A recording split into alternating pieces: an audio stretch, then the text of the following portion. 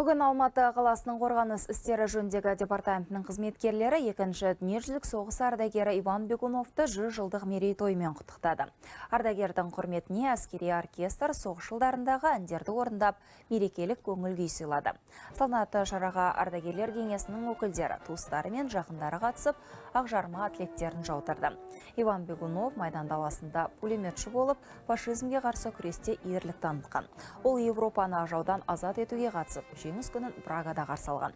Шара барысында әскери қызметшілер қорғаныс министрінің арнайы құттықтау хатын оқып, ардагерге шексіз құрмет білдірді. Соғыстан аман оралған соң Иван Бегунов құрылыс саласында ұзақ жылдар бойы адал еңбек етті. Бүгінде ол ұл қызынан өрбіген немере шөберенің тіпті шөпшектің сүйікті атасы.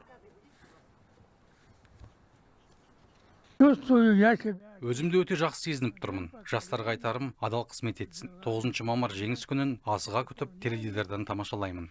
100 жас мерейтой бұл тек қана жеке мереке ғана емес. Бұл тірі тарих парағы. Мұндай жандардың біздің арамызда өмір сүруі нағыз патриотизм, ерліктің және отанға деген адалдықтың жарқын үлгісі деп білеміз.